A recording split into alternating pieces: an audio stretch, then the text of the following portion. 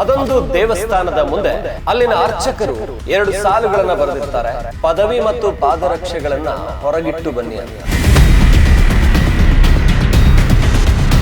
ಬಹುಶಃ ಅರ್ಚಕರು ಪದವಿ ಪಾದರಕ್ಷೆ ನಿಮ್ಮ ದರ್ಪ ದವಲತ್ತು ದುರಹಂಕಾರ ಇವೆಲ್ಲವನ್ನ ಹೊರಗಡೆ ಇಟ್ಟು ಬನ್ನಿ ಅಂತ ಬರೆದಿಡಬೇಕಾಗಿತ್ತು. ಅದು ಬರಿದೇ ಇದ್ದಿದ್ರಿಂದ ಇಂಥ ಅನಾಹುತ ಆಗಿದೆ. ನಿಂದೇನು ಏನು ಮಾಡಕ್ಕಾಗಲ್ಲ. ಹೋಗ ನೀನು ಏನು ಕಿತ್ಕೊಳಕ್ಕಾಗಲ್ಲ. ನಾನು ಇಲ್ಲೇ ಇರ್ತೀನಿ. ಇನ್ನೋವರ್ ಏನ್ ಮಾಡ್ತೀಯ ಮಾಡ. ನೀನು ಕಾಲ ಏನ್ ತಾಕತ್ತೈತ್ ಮಾಡ. ನೀನ್ ನೋಡ್ತೀನಿ. ಫೋಟೋಗ್ರಾಫರ್ಗಳ ಮೇಲೆ ಹಲ್ಲೆ ಅಂತ ಮೊದಲಿಗೆ ಸುದ್ದಿ ಆದಾಗ ರಾಜ್ಯದ ಜನ ರಿಯಾಕ್ಟ್ ಮಾಡಿದ್ದು ನೋಡಿದ್ರ. ಲೋಕಲ್ಗಳು ಯಾವ ರೀತಿ ಗೂಂಡಾಗಳ ರೀತಿ ವರ್ತನೆ ಮಾಡಿದ್ದಾರೆ. ಅವ್ರು ಯಾರು ಹೆಂಡ ಗುಡುಕರು, ಕಿಡಿಗೇಡಿಗಳು ಅನ್ನೋ ರೀತಿಯಲ್ಲಿ ಮಾತಾಡಿದ್ರು.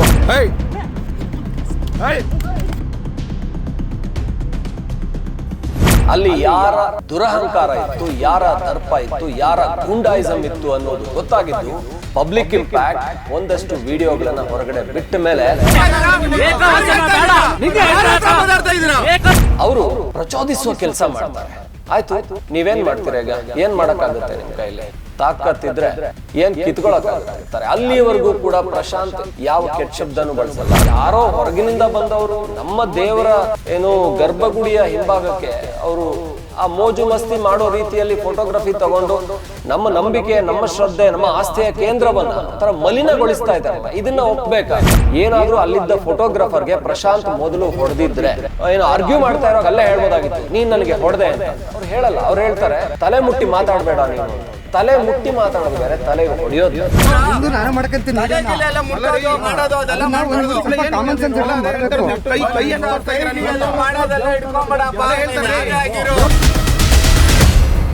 ನಮಸ್ಕಾರ, ಇದು ಪಬ್ಲಿಕ್ ಇಂಪ್ಯಾಕ್ಟ್.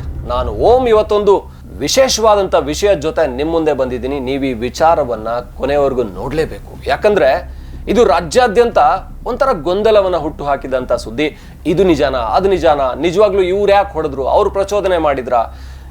ಇದು ರಾಜ್ಯವನ್ನೇ ಕಲಕಿದಂತ ಒಂದು ಸುದ್ದಿ. ಹಾಗಾಗಿ ಇದರ ಬಗ್ಗೆ ಸಂಪೂರ್ಣ ವಿಷಯದ ಜೊತೆ, ವಿಡಿಯೋ ಜೊತೆ ವಿಶ್ಲೇಷಣೆಗೆ ನಿಮ್ಮ ಮುಂದೆ ಬಂದಿದ್ದೀನಿ. ಈ ವಿಷಯ ಏನು, ಈ ವಿಡಿಯೋ ಏನು, ನೋಡ್ತಾ ಹೋಗೋಣ ಬನ್ನಿ. ಅದೊಂದು ದೇವಸ್ಥಾನದ ಮುಂದೆ ಅಲ್ಲಿನ ಅರ್ಚಕರು 2 ಸಾಲುಗಳನ್ನ ಬರೆದಿರ್ತಾರೆ. ಪದವಿ ಮತ್ತು ಪಾದರಕ್ಷೆಗಳನ್ನ ಹೊರಗಿಟ್ಟು ಬನ್ನಿ ಅಂತ. ಬಹುಶಃ ಅರ್ಚಕರು ಇನ್ನೊಂದಷ್ಟನ್ನ ಸೇರಿಸಿ ಬರಿಬೇಕಾಗಿತ್ತು. ಪದವಿ ಪಾದರಕ್ಷೆ ನಿಮ್ಮ ದರ್ಪ ದವಲತ್ತು ದುರಹಂಕಾರ ಇವೆಲ್ಲವನ್ನ ಹೊರಗಡೆ ಇಟ್ಟು ಬನ್ನಿ ಅಂತ ಬರೆದಿಡಬೇಕಾಗಿತ್ತು. ಅದು ಬರಿದೇ ಇದ್ದಿದ್ರಿಂದ ಇಂಥ ಅನಾಹುತ ಆಗಿದೆ. ಇಡೀ ರಾಜ್ಯದಲ್ಲೇ ಇದರ ಬಗ್ಗೆ ಚರ್ಚೆ ಆಗ್ತಾ ಇದೆ. ಅದು ಸಕಲೇಶ್ಪುರದ ದೇವಾಲಯದ ಕೆರೆಯ ಬೆಟ್ಟದ ಭೈರವೇಶ್ವರ ದೇವಸ್ಥಾನದಲ್ಲಿ ಆದಂಥ ಘಟನೆ. ಫೋಟೋಗ್ರಾಫರ್ಗಳ ಮೇಲೆ ಹಲ್ಲೆ ಅಂತ ಮೊದಲಿಗೆ ಸುದ್ದಿ ಆದಾಗ ರಾಜ್ಯದ ಜನ ರಿಯಾಕ್ಟ್ ಮಾಡಿದ್ದು ನೋಡಿದ್ರ. ಲೋಕಲ್ಗಳು ಯಾವ ರೀತಿ ಗೂಂಡಾಗಳ ರೀತಿ ವರ್ತನೆ ಮಾಡಿದ್ದಾರೆ. ಅವ್ರು ಯಾರೋ ಹೆಂಡ ಗುಡುಕರು, ಅವ್ರು ಯಾರೋ ಕಿಡಿಗೇಡಿಗಳು ಅನ್ನೋ ರೀತಿಯಲ್ಲಿ ಮಾತಾಡಿದ್ರು. ಆದರೆ ಅದರ ಅಸಲಿಯತ್ತು ಬಯಲಾಗಿದ್ದು ಪಬ್ಲಿಕ್ ಇಂಪ್ಯಾಕ್ಟ್ ಒಂದಷ್ಟು ವಿಡಿಯೋಗಳನ್ನು ಹೊರಗಡೆ ಬಿಟ್ಟ ಮೇಲೆ. ಅಲ್ಲಿ ಯಾರ ದುರಹಂಕಾರ ಇತ್ತು, ಯಾರ ದರ್ಪ ಇತ್ತು, ಯಾರ ಗೂಂಡಾಯಿಸಂ ಇತ್ತು ಅನ್ನೋದು ಗೊತ್ತಾಗಿದ್ದು ಪಬ್ಲಿಕ್ ಇಂಪ್ಯಾಕ್ಟ್ ಒಂದಷ್ಟು ವಿಡಿಯೋಗಳನ್ನು ಹೊರಗಡೆ ಬಿಟ್ಟ ಮೇಲೆ ಅದನ್ನು ಯೋಚಿಸುವಂಥ, ಅರ್ಥ ಮಾಡಿಕೊಳ್ಳುವಂಥ ದಿಕ್ಕೇ ಬದಲಾಗಿ ಹೋಯಿತು. ಇವತ್ತು ಅದರ ಇಂಚಿಂಚು ವಿಷಯನ ನಿಮ್ಮ ಮುಂದೆ ಹೇಳೋದಕ್ಕೆ ನಾನು ಬಂದಿದ್ದೀನಿ. ಸಕಲೇಶ್ಪುರ ಅಂದರೆ ಸಹೃದಯಿಗಳ ನಾಡು, ಮಲೆನಾಡು ಅಂದರೆ ಹಾಗೆ. ಅಲ್ಲಿನ ಜನ ಸತ್ಕಾರ ಪ್ರಿಯರು, ಬಂದವ್ರನ್ನ ಆರಾಧಿಸ್ತಾರೆ, ಬಂದವ್ರನ್ನ ತುಂಬ ಚೆನ್ನಾಗಿ ನೋಡ್ಕೊಳ್ತಾರೆ. ಸಕಲೇಶ್ಪುರದಲ್ಲಿ ಸಾವಿರಾರು ರೆಸಾರ್ಟ್ಗಳಿದ್ದಾವೆ ರೀ. ಸಕಲೇಶ್ಪುರದಲ್ಲಿ 100 ಹೋಮ್ ಸ್ಟೇಗಳಿದ್ದಾವೆ. ಸಕಲೇಶ್ಪುರಕ್ಕೆ ಲಕ್ಷಾಂತರ ಜನ ಬರ್ತಾರೆ. ಮಲೆನಾಡು ಭಾಗಕ್ಕೆ ಚಿಕ್ಕಮಗಳೂರು, ಸಕಲೇಶ್ಪುರ, ಹಾಸನ, ಲಕ್ಷಾಂತರ ಜನ ಬೆಂಗಳೂರಿಂದ, ರಾಜ್ಯದ ಮೂಲೆ ಮೂಲೆಗಳಿಂದ ಬಂದು ಪ್ರಕೃತಿ ಸೌಂದರ್ಯವನ್ನು ಸವಿದು ಖುಷಿ ಪಟ್ಕೊಂಡು ಹೋಗ್ತಾರೆ. ಅಂಥವ್ರನ್ನ ನೋಡಿ ನಮ್ಮ ಜನ, ನಮ್ಮ ನಾಡು ಎಷ್ಟು ಚೆನ್ನಾಗಿದೆಯಲ್ಲ, ನಮ್ಮ ಪ್ರಕೃತಿ ಎಷ್ಟು ಚೆನ್ನಾಗಿದೆಯಲ್ಲ ಅಂತ ಹೆಮ್ಮೆ ಪಟ್ಕೊಳ್ಳುವಂಥ ಜನ ಈ ಸಕಲೇಶ್ಪುರದವ್ರು. ಅವ್ರು ಯಾಕೆ ಹಲ್ಲೆ ಮಾಡ್ತಾರೆ ಹೇಳಿ? ಅವರ ಮನೆ ದೇವರದು. ಅಸಲಿಗೆ ಆಗಿದ್ದೇನು ಅಂದರೆ, ಬೆಟ್ಟದ ಭೈರವೇಶ್ವರ ಇತಿಹಾಸದ ಪುಟಗಳಲ್ಲಿ ಇದನ್ನು ಯಾರು ಕಟ್ಟಿದ್ರು ಅಂತ ಇನ್ನೂ ಕೂಡ ಒಂದಷ್ಟು ಏನು ಚರ್ಚೆಗಳಿದ್ದಾವೆ. ಇದೊಂಥರ ಅಪರೂಪದ ದೇವಸ್ಥಾನ. ಇದರ ಇತಿಹಾಸ ಇನ್ನೂ ಕೂಡ ಸರಿಯಾಗಿ ಬಯಲಾಗಿಲ್ಲ. ಆದರೆ ಇಲ್ಲಿನ ಸ್ಥಳೀಯರಿದ್ದಾರಲ್ಲ, ಇವರಿಗೆ ಸಾವಿರಾರು ಮನೆಗಳಿಗೆ ಇದು ಮನೆ ದೇವರು. ಇವರು ಯಾವುದೇ ಶುಭ ಕಾರ್ಯ ಆದರೆ, ವರ್ಷದಲ್ಲಿ ಒಂದ್ಸರಿ ಸುಗ್ಗಿ ಆದರೆ, ಹೊಸಕ್ಕಿ ಪೂಜೆ ಇದ್ದರೆ ಆ ದೇವಸ್ಥಾನಕ್ಕೆ ಬಂದು ಪೂಜೆ ಮಾಡಿಸ್ಕೊಂಡು ಹೋಗ್ತಾರೆ. ಅದರಲ್ಲೂ ಮದುವೆ ಆದ ನಂತರ ಅಂತೂ ಆ ಮನೆ ದೇವರಿಗೆ ಬಂದು ಹೋಗೋ ಪದ್ಧತಿ ಇದೆ. ಅದೇ ರೀತಿ ನವ ಜೋಡಿಗಳನ್ನು ಕರ್ಕೊಂಡು ಅವರ ಅಣ್ಣ ಅಲ್ಲಿಗೆ ಬಂದಿರ್ತಾರೆ. ಅವರೇ ಪ್ರಶಾಂತ್. ಅವತ್ತು ತನ್ನ ಕುಟುಂಬದ ಜೊತೆ ಪ್ರಶಾಂತ್ ಅಲ್ಲಿಗೆ ಬಂದಿರ್ತಾರೆ. ಅವರು ಗರ್ಭಗುಡಿಯ ಹಿಂಭಾಗದ ಗೋಡೆಗೇನು ಕಾಲಿಟ್ಕೊಂಡು ಫೋಟೋಗ್ರಫಿ ಮಾಡ್ತಾ ಇರ್ತಾರೋ, ಅಂದರೆ ಫೋಟೋ ತೆಗೆಸ್ಕೊಳ್ತಾ ಇರ್ತಾರೋ, ಅವರನ್ನು ನೋಡಿ ಅತ್ಯಂತ ಸಹಜವಾಗಿ ಒಂದು ಮನವಿ ಮಾಡ್ತಾರೆ, ಹಾಗೆ ಮಾಡೋಕ್ಕೆ ಹೋಗಬೇಡಿ. ಅದು ದೇವರ ಏನು ಗರ್ಭಗುಡಿಯ ಹಿಂಭಾಗದ ಗೋಡೆ ಒಂಥರ ದೇವ್ರನ್ನೇ ತುಳಿದಾಗುತ್ತೆ ಹಾಗೆ ಮಾಡಿದರೆ ಅನ್ನೋ ಅರ್ಥದಲ್ಲಿ ಅವರು ರಿಕ್ವೆಸ್ಟ್ ಮಾಡ್ತಾರೆ. ನೀವು ವಿಡಿಯೋದಲ್ಲಿ ನೋಡಬಹುದು. ಆ ವಿಡಿಯೋವನ್ನ ಈಗ ನೋಡ್ತಾ ಹೋಗಿ. ನಾನು ಮಾಡ್ಕೊಂತೀನಿ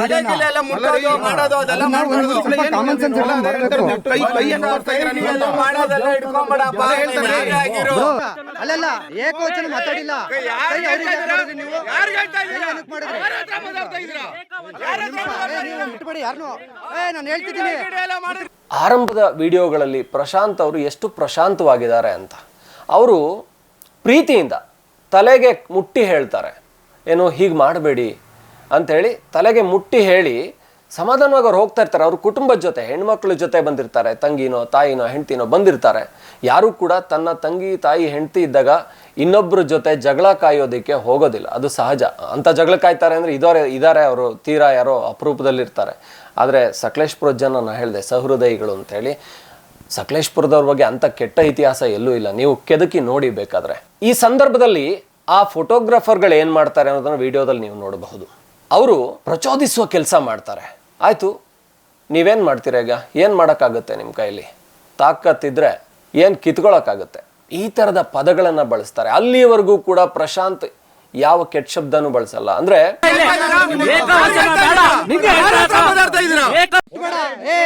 ನಿಂದೇನು ಏನು ಮಾಡಕ್ಕಾಗಲ್ಲ. ಅಲ್ಲ ಮುಟ್ಬೇಡ, ನಿಂದಲ್ಲ ಜಾಗ, ನಿನ್ ಜಾಗ ಆದ್ರೆ ನೀನ್ ಕೇಳು.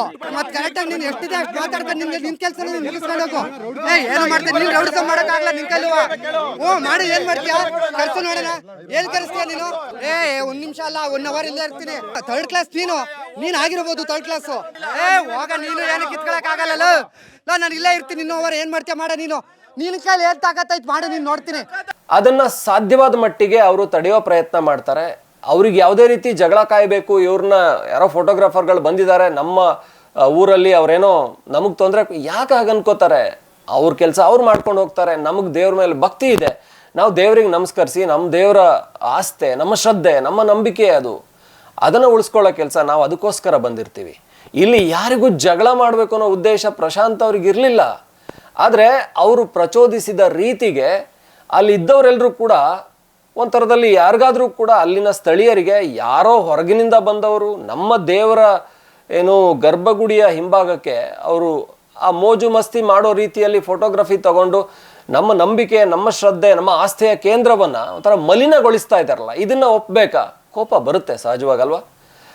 ಆ ಕಾರಣದಿಂದ ರಿಯಾಕ್ಟ್ ಆಗ್ತಾರೆ. ಮೊದಲು ಆ್ಯಕ್ಷನ್ ಮಾಡಿದ್ಯಾರು ಅದನ್ನು ನೋಡಬೇಕು, ರಿಯಾಕ್ಷನ್ ಆಮೇಲೆ ಬಂದೇ ಬರುತ್ತೆ. ಯಾವುದೇ ಪ್ರತಿಕ್ರಿಯೆ, ಯಾವುದೇ ಕ್ರಿಯೆಗೆ ತಕ್ಕ ಪ್ರತಿಕ್ರಿಯೆ ಬರೋದು ಸಹಜ, ಸಾಮಾನ್ಯ. ಅದು ಮಾನವನ ಭಾವನಾತ್ಮಕವಾಗಿ ಮನುಷ್ಯ ರಿಯಾಕ್ಟ್ ಮಾಡ್ತಾನೆ. ಅದು ಕೂಡ ತುಂಬ ಕೆರಳಿಸಿದಾಗ ಪ್ರಶಾಂತ್ ರಿಯಾಕ್ಟ್ ಮಾಡ್ತಾರೆ. ನಿಜಕ್ಕೂ ಪ್ರಶಾಂತವಾಗೇ ಇದ್ದವರು ಆರಂಭದಲ್ಲಿ.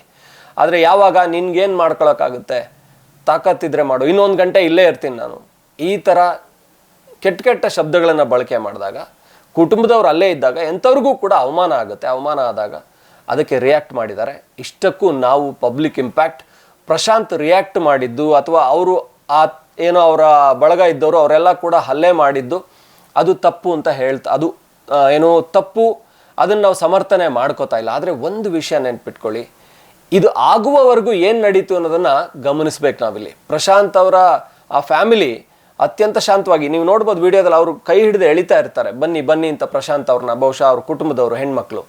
ಪ್ರಶಾಂತ್ ಕೂಡ ಅಷ್ಟೇ ಇದಾಗಿ, ಅಂದರೆ ತಲೆಯನ್ನು ಮುಟ್ಟಿ ಹೇಳ್ತಾರೆ. ಇಷ್ಟಕ್ಕೂ ಏನಾದರೂ ಅಲ್ಲಿದ್ದ ಫೋಟೋಗ್ರಾಫರ್ಗೆ ಪ್ರಶಾಂತ್ ಮೊದಲು ಹೊಡೆದಿದ್ರೆ ಆಗ ಆ ಫೋಟೋಗ್ರಾಫರ್ ಆ ಆಡಿಯೋದಲ್ಲೇ, ಅಂದರೆ ಅವರು ಏನೋ ಆರ್ಗ್ಯೂ ಮಾಡ್ತಾ ಇರುವಾಗ ಅಲ್ಲೇ ಹೇಳ್ಬೋದಾಗಿತ್ತು, ನೀನು ನನಗೆ ಹೊಡೆದೆ ಅಂತ. ಅವ್ರು ಹೇಳಲ್ಲ, ಅವ್ರು ಹೇಳ್ತಾರೆ ತಲೆ ಮುಟ್ಟಿ ಮಾತಾಡಬೇಡ ನೀನು ಅಂತ. ತಲೆ ಮುಟ್ಟಿ ಮಾತಾಡೋದು ಬೇರೆ, ತಲೆಗೆ ಹೊಡೆಯೋದು ಬೇರೆ. ನಾನು ಸುಳ್ಳೇಳಲ್ಲ, ಸುಳ್ಳೇಳ ಅವಶ್ಯಕತೆನೂ ನಮಗಿಲ್ಲ. ಅದನ್ನ ಮುಟ್ಬೇಡ ಅಂತ ಹೇಳ್ತಾ ಇರೋದು ನಿನಗೆ. ಮುಟ್ಟೆ ಮಾತಾಡಿಸ್ಬೇಡ. ನಿಂದು ನಾನು ಮಾಡ್ಕೊಂತೀನಿ, ನಿಂದು ನಾನು ಮಾಡ್ಕೊಂತೀನಿ. ಕಾಮನ್ ಸೆನ್ಸ್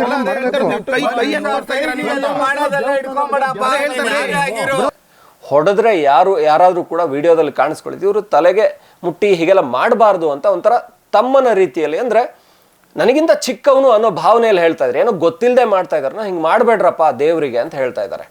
ಅಷ್ಟು ಹೇಳೋದು ತಪ್ಪು ಅನ್ನೋದಾದರೆ, ಅದಕ್ಕೆ ಪ್ರಚೋದನೆ ಕೊಡ್ತೀವಿ ಅಂತ ಆದರೆ ಇದಕ್ಕೆ ರಿಯಾಕ್ಟ್ ಮಾಡೋದು ಮಾನವ ಸಹಜ. ಅಂದರೆ ಇಮೋಷ್ನಲಿ ಮನುಷ್ಯ ಭಾವನಾ ಜೀವಿ, ರಿಯಾಕ್ಟ್ ಮಾಡೇ ಮಾಡ್ತಾನೆ. ಆ ರಿಯಾಕ್ಷನ್ ಆಗಿದೆ. ಆ ರಿಯಾಕ್ಷನಿಂದ ಇಷ್ಟೆಲ್ಲ ಒಂದು ಏನು ವಿವಾದದ ರೀತಿಯಲ್ಲಿ ರಾಜ್ಯಾದ್ಯಂತ ಸುದ್ದಿಯಾಗಿದ್ದು. ಅದಾದಮೇಲೆ ಪೊಲೀಸರು ಇವರೇ ಪೊಲೀಸರ ಹತ್ರ ಹೋಗ್ತಾರೆ. ಹೋದಾಗ ಪೊಲೀಸರು ಸಹಜವಾಗಿಯೇ ಅವ್ರನ್ನ ನ್ಯಾಯಾಂಗ ಬಂಧನಕ್ಕೆ ತನಿಖೆಗೆ ಒಳಪಡಿಸ್ತಾರೆ. ಆದರೆ ಅದನ್ನೂ ಕೂಡ ಎಲ್ಲೋ ಕೆಟ್ಟದ್ದಾಗಿ ಬಿಂಬಿಸೋದಕ್ಕೆ ಇವರೇನು ಮಾಡ್ತಾರೆ, AI ಫೋಟೋಗಳಲ್ಲಿ ಅವರಿಗೆ ಕೈಗೆ ಬೇಡಿ ಹಾಕಿರುವಂಥದ್ದನ್ನೆಲ್ಲ ಆ ರೀತಿಯಲ್ಲಿ AI ಫೋಟೋಗಳು ಜನರೇಟೆಡ್ ಆಗಿ ಹೊರಗಡೆ ಬರುತ್ತೆ. ಒಂದು ಷಡ್ಯಂತ್ರನೇ ರೆಡಿ ಆಗುತ್ತೆ, ಹೇಗಾದರೂ ಮಾಡಿ ನಾವು ಇವ್ರನ್ನ ಹಣಿಬೇಕು. ಅದು ಯಾರು ಷಡ್ಯಂತ್ರ ಮಾಡಿದ್ರು ಗೊತ್ತಿಲ್ಲ. ಆದರೆ ಯಾವುದಾದ್ರು ಹೀನಿಯಸ್ ಕ್ರೈಮ್ ಮಾಡಿದಾಗ ಮಾತ್ರ ಈ ರೀತಿಯ ಕೈಗೆ ಬೇಡಿನ ಹಾಕ್ತಾರೆ. ಈ ರೀತಿ ಸುಳ್ಳಾಗಿ ನೋಡಿ ಫೋಟೋಗ್ರಾಫರ್ಗಳಿಗೆ ಹೊಡೆದಿದ್ರು ಅವರಿಗೆ ಯಾವ ರೀತಿ ಶಿಕ್ಷೆ ಆಗಿದೆ ಅಂತ ಬಿಂಬಿಸೋದಕ್ಕೆ ಹೊರಟವರು ಯಾರು? ಅಂದರೆ ಇದರ ಹಿಂದೆ ಒಂದು ಷಡ್ಯಂತ್ರ ಇದೆ. ತನ್ನ ದೇವರ, ತನ್ನ ನಂಬಿಕೆಯ, ತನ್ನ ಶ್ರದ್ಧಾ ಕೇಂದ್ರ, ತನ್ನ ಆಸ್ತಿಯನ್ನು ಉಳಿಸ್ಕೊಳ್ಳೋಕೆ ಯಾವುದೇ ವ್ಯಕ್ತಿ ಆದರೂ ಕೂಡ, ನಮ್ಮ ಸಂವಿಧಾನವೇ ನಮಗೆ ಧಾರ್ಮಿಕ ಹಕ್ಕನ್ನು ಕೊಟ್ಟಿದೆ. ನಮ್ಮ ಧಾರ್ಮಿಕ ಕ್ಷೇತ್ರಗಳನ್ನು ರಕ್ಷಿಸಿಕೊಳ್ಳುವ, ನಮ್ಮ ನಂಬಿಕೆಯನ್ನು ರಕ್ಷಿಸಿಕೊಳ್ಳುವಂಥ ಹಕ್ಕನ್ನು ಕೊಟ್ಟಿದೆ. ಹೀಗಿರುವಾಗ ನಾವು ಅದನ್ನು ಸಹಜವಾಗಿಯೇ ಅದನ್ನು ಮಾಡ್ತೀವಿ. ನಮ್ಮ ಭಾವನೆಗೆ ಅದು ಹತ್ತಿರ ಆಗುತ್ತೆ. ಭಾರತೀಯರು ಅಂದರೆ ಭಾವಜೀವಿಗಳು. ಹಾಗಾಗಿ ಅದನ್ನು ಮಾಡಿರೋದ್ರಲ್ಲಿ ಇಮೋಟ್ ಮಾಡಿದವ್ರ ತಪ್ಪು. ನೀವು ಒಂದು ಘಟನೆಯನ್ನು ಹೇಳಿದರೆ, ಇತ್ತೀಚೆಗೆ ಬಹಳ ಸುದ್ದಿ ಆಗಿದ್ದು ರೇಣುಕಾಸ್ವಾಮಿ ಪ್ರಕರಣದಲ್ಲಿ ಯಾಕೆ ಪವಿತ್ರ ಮೊದಲ ಆರೋಪಿ ಅಂತ ಮಾಡ್ತಾರೆ. ಪವಿತ್ರ ಯಾಕೆ ಮೊದಲ ಆರೋಪಿ? ಪವಿತ್ರ ಕೊಂದಿದ್ದಲ್ಲ, ಆದರೂ ಕೂಡ ಪವಿತ್ರ ಮೊದಲ ಆರೋಪಿ ಅಂತ ಯಾಕೆ ಬರುತ್ತೆ ಅಂದರೆ ಮೋಟೋ, ಉದ್ದೇಶ. ಯಾರು ಮೊದಲ ಉದ್ದೇಶ ಯಾರ್ದು? ಉದ್ದೇಶ ಮೊದಲಿಗೆ ಪವಿತ್ರ ಏನು ಮಾಡಿರ್ತಾರೆ, ಆ ರೇಣುಕಾಸ್ವಾಮಿ ಮೊಬೈಲಿಗೆ ತನ್ನ ಅಸಿಸ್ಟೆಂಟ್, ತನ್ನ ಸಹಾಯಕನ ಮೊಬೈಲಿಂದ ಮೆಸೇಜ್ ಕಳಿಸ್ತಾರೆ. ಅವನನ್ನು ಹೇಗಾದರೂ ಮಾಡಿ ಟ್ರ್ಯಾಪ್ ಮಾಡಬೇಕು, ಅವನ್ನ ಕರೆಸ್ಕೋಬೇಕು. ಅವನು ನನಗೆ ಕೆಟ್ಟದಾಗಿ ಮೆಸೇಜ್ ಮಾಡ್ದ ಅನ್ನೋ ಕಾರಣಕ್ಕೆ ಅವನ್ನ ಇಲ್ಲಿಗೆ ಕರೆಸೋದಿಕ್ಕೆ, ಚಿತ್ರದುರ್ಗದಿಂದ ಬೆಂಗಳೂರಿಗೆ ಕರೆಸೋದು ಮೂಲ ಉದ್ದೇಶ ಪವಿತ್ರ ಅವರದ್ದೇ ಆಗಿತ್ತು. ಹಾಗಾಗಿ ಯಾರು ಮೂಲ ಉದ್ದೇಶ, ಯಾರು ಪ್ರಚೋದನೆ ಕೊಟ್ಟಿದ್ದು ಅವರನ್ನು ಮೊದಲು ಏನೋ ಶಿಕ್ಷೆಗೆ ಗುರಿಪಡಿಸ್ತಾರೆ. ಅದೇ ರೀತಿಯಲ್ಲಿ ಪ್ರಚೋದನೆ ಕೊಟ್ಟಿದ್ದು ಇಲ್ಲಿ ಯಾರು? ಇಲ್ಲಿ ಫೋಟೋಗ್ರಾಫರ್ಗಳು ಅನ್ನೋದು ಕಾಣಿಸ್ತಾ ಇದೆ. ಅದನ್ನು ನಾವು ಪಬ್ಲಿಕ್ ಇಂಪ್ಯಾಕ್ಟ್ ನಿಮ್ಮ ಮುಂದೆ ಇಟ್ಟಾಗ ಜನರಿಗೆ ಅರ್ಥ ಆಯಿತು, ಓ ಇದೊಂದು ವರ್ಷನ್ ಇದೆ. ಇಲ್ಲಿ ಯಾರೋ ಲೋಕಲ್ಸು ಫೋಟೋಗ್ರಫಿ ಮಾಡೋಕ್ಕೆ ಬಂದ ಏನೋ ಅಮಾಯಕರ ಮೇಲೆ ದಾಳಿ ಮಾಡಿದ್ದಲ್ಲ. ಇದಾದ ನಂತರ ಅಲ್ಲಿನ ಸ್ಥಳೀಯ ನಾಯಕರುಗಳು ಎಲ್ಲರೂ ರಿಯಾಕ್ಟ್ ಮಾಡ್ತಾರೆ. ಈ ಫೋಟೋಗ್ರಾಫರ್ಗಳು ಹಿಂದೆ ಕೂಡ ಬಂದು ಇದೇ ರೀತಿಯ ಒಂದಷ್ಟು ಕಿತಾಪತಿಗಳನ್ನು, ಕಿಡಿಗೇಡಿ ಕೆಲಸವನ್ನು ಮಾಡಿ ಈ ಊರಿಂದ ಬಯಸ್ಕೊಂಡು ಹೋಗಿದ್ದಾರೆ. ಈ ತರಹದ ಆರೋಪಗಳನ್ನು ಏನು ಸಾಮಾಜಿಕ ಕಳಕಳಿ ಇರುವಂಥ ವಿಕ್ರಮ್ ಅವರು ಮಾತಾಡ್ತಾರೆ, ಸ್ಥಳೀಯ ನಾಯಕರು ಮಾತಾಡ್ತಾರೆ. ಬಹಳಷ್ಟು ಜನ ಈ ಫೋಟೋಗ್ರಾಫರ್ಗಳು ಈ ಘಟನೆಯ ನಂತರ ಫೋಟೋಗ್ರಾಫರ್ಸ್ ಅಸೋಸಿಯೇಷನ್ ಅಂತ ಇದನ್ನು ವಿರೋಧಿಸ್ತಾರೆ. ನಾವು ಇನ್ನು ಮುಂದೆ ಅಲ್ಲಿಗೆ ಫೋಟೋಗ್ರಫಿಗೆ ಹೋಗೋದಿಲ್ಲ, ಇದು ಅವರ ಜೀವನಕ್ಕೆ ಅವ್ರ ತಲೆ ಮೇಲೆ ಅವರೇ ಚಪ್ಪಡಿಕಲ್ಲಿ ಹೇಳ್ಕೊಂಡ್ರು. ನಾವು ಅಲ್ಲಿ ಫೋಟೋಗ್ರಫಿಗೆ ಹೋಗ್ತಾ ಇದ್ದಿದ್ದರಿಂದ, ಪ್ರೀ ವೆಡ್ಡಿಂಗ್ ಫೋಟೋಶೂಟ್ಗೆ ಹೋಗ್ತಾ ಇದ್ದಿದ್ದರಿಂದ ಅವ್ರ ಜೀವನ ನಡೀತಾ ಇತ್ತು, ಅಲ್ಲಿನ ಹೋಮ್ ಸ್ಟೇಗಳು ತುಂಬ್ತಾ ಇದ್ವು, ಅವ್ರಿಗೆ ಆದಾಯ ಬರ್ತಾ ಇತ್ತು ಅಂತ. ಇಷ್ಟಕ್ಕೂ ಈ ಮಲೆನಾಡಿನ ಭಾಗದ ಜನ ಪ್ರಕೃತಿಯಿಂದ ಬದುಕಬೇಕು ಅಂತ ಹೊರಟವರಲ್ಲ. ಪ್ರಕೃತಿ ಏನನ್ನ ಕೊಡುತ್ತೋ ಅದನ್ನು ಪಡ್ಕೋತಾರೆ. ಆದರೆ ಪ್ರಕೃತಿಯನ್ನೇ ಅವಲಂಬಿಸ್ಕೊಂಡು ಅದೇನೋ ರೆಸಾರ್ಟು, ಹೋಮ್ ಸ್ಟೇ ಮಾಡ್ಕೊಂಡು ಬದುಕ್ತಾ ಇಲ್ಲ. ಅವರಿಗೆ ಬದುಕಿಗೆ ಪ್ರಕೃತಿಯಲ್ಲಿ ಬೇರೆ ಬೇರೆ ಆದಾಯ ಇದೆ. ಕಾಫಿ ಬೆಳೀತಾರೆ, ಏಲಕ್ಕಿ ಬೆಳೀತಾರೆ, ಮೆಣಸು ಬೆಳೀತಾರೆ, ಅಡಿಕೆ ಬೆಳೀತಾರೆ. ಜೊತೆಗೆ ಅವರಿಗೆ ಗದ್ದೆಗಳಲ್ಲಿ ಭತ್ತ, ತರಕಾರಿಗಳನ್ನು ಬೆಳೀತಾರೆ. ಇದು ಅವರ ಮೂಲ ಜೀವನದ ಮೂಲ ಆದಾಯ. ಅದು ಬಿಟ್ಟರೆ ಮುಂದಿನದ್ದು ಅದು ಏನಾದರೂ ಒಂದು ಸ್ವಲ್ಪ ಎಕ್ಸ್ಟ್ರಾ ಅಂತ ಇದ್ದರೆ ಅದೇನಾದರೂ ಏನು ಹೋಮ್ ಸ್ಟೇ ಈ ಥರದ್ದು ಕೆಲವರು ಮಾಡ್ಕೊಂಡಿದ್ದಾರೆ. ಸೊ ಅದು ಇವರ ಆದಾಯದ ಮೂಲ ಅಲ್ಲ. ಫೋಟೋಗ್ರಫಿಯವರು ಅಲ್ಲಿಗೆ ಹೋದ ಕೂಡಲೇ ಅವರ ಜೀವನ ಉದ್ಧಾರ ಆಗಿಬಿಡುತ್ತೆ, ಅಥವಾ ಫೋಟೋಗ್ರಫಿಯವರು ಅಲ್ಲಿಗೆ ಹೋಗದೇ ಇದ್ದರೆ ಅವರ ಜೀವನ ಬರ್ಬಾದ್ ಆಗಿಬಿಡುತ್ತೆ. ಈ ಮೂರ್ಖತನ, ಇದು ದಡ್ಡತನ ಇದು.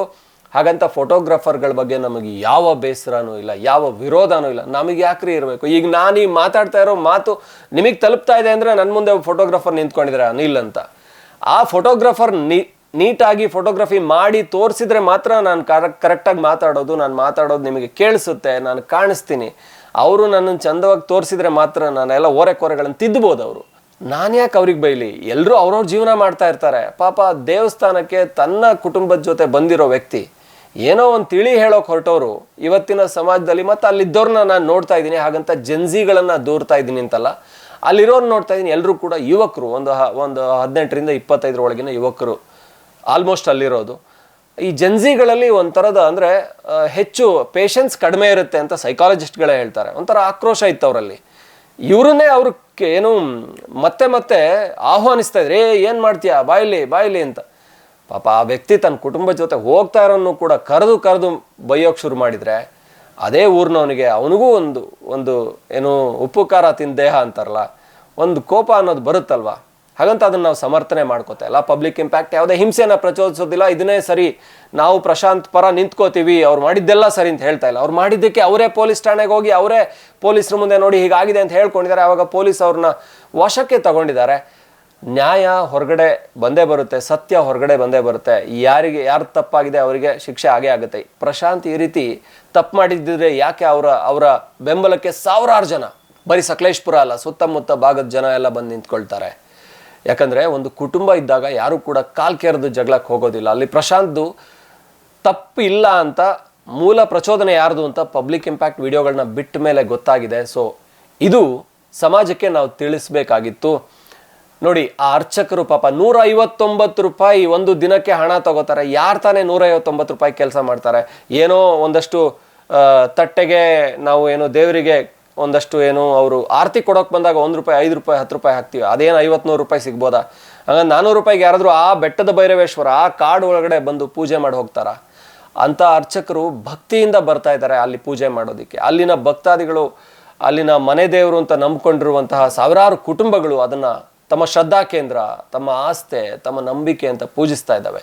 ಅದನ್ನು ಯಾವುದೋ ಮೋಜು ಮಸ್ತಿಗೆ ನಮ್ಮ ಕ್ಯಾಮ್ರಾದಲ್ಲಿ ವಿಡಿಯೋ ಚೆನ್ನಾಗಿ ಬರಬೇಕು, ಫೋಟೋ ಚೆನ್ನಾಗಿ ಬರಬೇಕು ಅನ್ನೋ ಕಾರಣಕ್ಕೆ ಅದಕ್ಕೆ ಒಂಥರ ಏನು ಅವಹೇಳನ ಮಾಡೋ ರೀತಿಯಲ್ಲಿ ಹೇಗೆ ಬೇಕು ಹಾಗೆ ವರ್ತಿಸೋದಿದೆಯಲ್ಲ, ಅದನ್ನು ವಿರೋಧಿಸಿದ್ದೇ ಇಷ್ಟೆಲ್ಲ ಘಟನೆಗಳಿಗೆ ಕಾರಣ ಆಗಿದೆ.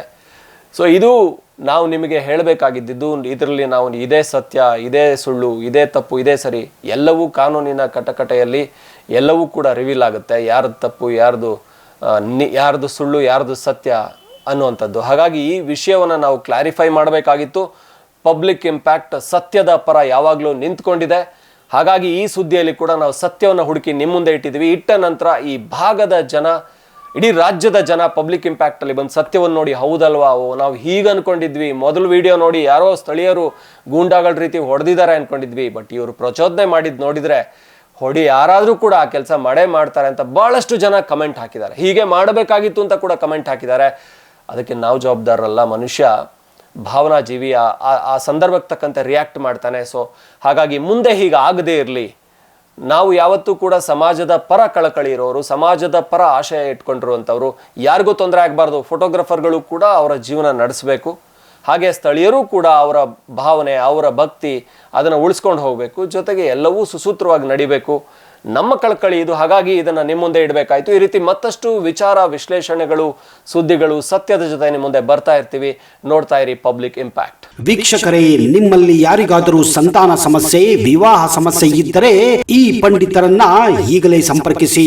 ಪಂಡಿತ್ ವೈದ್ಯ ನೋಡಿ ರಾಮಜ್ಜ, ಶ್ರೀ ಆಂಜನೇಯ ಸ್ವಾಮಿಯ ಆರಾಧಕರು, ಇಂಡಿಯನ್ ಫೇಮಸ್ ಅಸ್ಟ್ರಾಲಜರ್.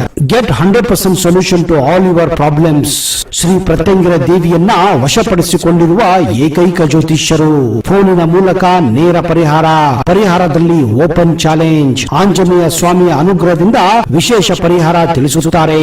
ನಿಮ್ಮ ಒಂದು ಕರೆ ನಿಮ್ಮ ಭವಿಷ್ಯವನ್ನೇ ಬದಲಾಯಿಸಬಲ್ಲದು. ಇವರ ದೂರವಾಣಿ ಸಂಖ್ಯೆ 9008220252. ಇಂತಹ ನೈಜ ಕುತೂಹಲ ಭರಿತ ಸುದ್ದಿಗಳು ನಿಮಗೆ ಸಿಗಬೇಕಂದ್ರೆ ರಾಜ್ಯದ ಪ್ರತಿಷ್ಠಿತ ಜನಪರ ಡಿಜಿಟಲ್ ಸುದ್ದಿ ಮಾಧ್ಯಮ ಪಬ್ಲಿಕ್ ಇಂಪ್ಯಾಕ್ಟ್ ಚಾನೆಲ್ ಅನ್ನು ಯೂಟ್ಯೂಬ್ನಲ್ಲಿ ಸಬ್ಸ್ಕ್ರೈಬ್ ಮಾಡಿಕೊಳ್ಳಿ. ವಿಡಿಯೋ ಇಷ್ಟವಾದರೆ ಲೈಕ್ ಮಾಡಿ, ನಿಮ್ಮಿಷ್ಟದವರಿಗೆ ಶೇರ್ ಮಾಡಿ ನಮ್ಮನ್ನು ಪ್ರೋತ್ಸಾಹಿಸಿ. ಹಾಗೆಯೇ ಫೇಸ್ಬುಕ್ನಲ್ಲಿ ಪಬ್ಲಿಕ್ ಇಂಪ್ಯಾಕ್ಟ್ ಫಾಲೋ ಮಾಡೋದನ್ನು, ಇನ್ಸ್ಟಾದಲ್ಲಿ ಜೊತೆಯಾಗೋದನ್ನು ಮಿಸ್ ಮಾಡಬೇಡಿ. ಜಾಹೀರಾತು ಹಾಗೂ ಬಿಸ್ನೆಸ್ ಪ್ರಮೋಷನ್ಗಾಗಿ ಸಂಪರ್ಕಿಸಿ 9606037450 ಅಥವಾ 9353224116. ಇದು ಪಬ್ಲಿಕ್ ಇಂಪ್ಯಾಕ್ಟ್, ಜನಶಕ್ತಿಯೇ ನಿರ್ಣಾಯಕ.